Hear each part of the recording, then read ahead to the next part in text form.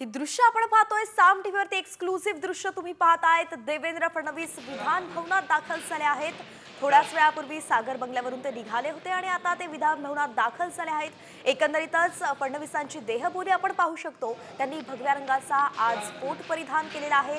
त्यांच्या चेहऱ्यावरचं हास्य काही जायचं नाव घेत नाहीये आणि एकंदरीतच आज विधिमंडळ गट नेता भाजपचा निवडला जाणार आहे, ज्यासाठी देवेंद्र फडणवीसांच्या नावावरती शिक्कामोर्तब होण्याची शक्यता आहे। कारण की राज्यभरातील नवनिर्वाचित आमदार असो किंवा अपक्ष ज्यांनी भाजपला पाठिंबा दिलाय, शिवाय केंद्रीय नेतृत्व पक्षश्रेष्ठी या सगळ्यांनी देवेंद्र फडणवीसांच्या नावाला पसंती दिल्याचं कळतंय। महाराष्ट्राच्या मनातील मुख्यमंत्री असं म्हणून सुद्धा अनेक भाजपच्या नेत्यांनी देवेंद्र फडणवीसांचा उल्लेख केलाय आणि म्हणूनच देवेंद्र फडणवीस हे आता विधान भवनात दाखल झाले। भाजप निरीक्षक सुद्धा निर्मला सीतारामन ज्या आहेत त्या सुद्धा विधान भवनाकडे रवाना झाले आहेत।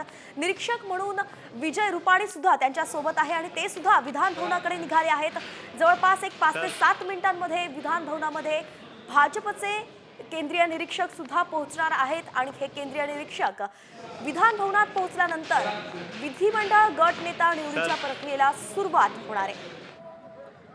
देवेंद्र फडणवीस दाखल झाले आहेत आणि आज त्यांच्यावरती अत्यंत महत्त्वाची जबाबदारी पडू शकते, ती म्हणजेच विधिमंडळ गट नेता म्हणून त्यांची नियुक्ती होऊ शकते आणि एकंदरीतच मग मुख्यमंत्री कोण होणार याचाही पेच सुटणार आहे। कारण की मुख्यमंत्री म्हणून देवेंद्र फडणवीस यांच्या नावावरती शिक्कामोर्तब होईल। औपचारिक घोषणा होणं फक्त तेवढी बाकी आहे, ती सुद्धा काहीच वेळात होणार असल्याचं समजतंय। अनेक भाजपचे आमदार विधान भवनात दाखल झाले आहेत। चंद्रशेखर बावनकुळे आहेत, सदाभाऊ खोत आहेत, पडळकर आहेत, असे अपक्ष सुद्धा आहेत।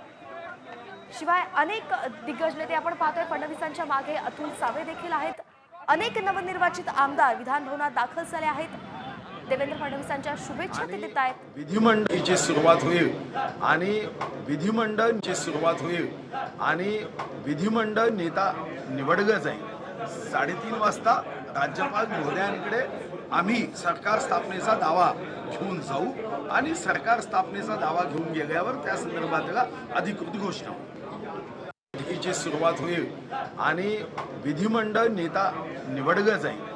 3:30 वाजता राज्यपाल महोदयांकडे आम्ही सरकार स्थापनेचा दावा घेऊन जाऊ आणि सरकार स्थापनेचा दावा घेऊन गेल्यावर त्या संदर्भात अधिकृत घोषणा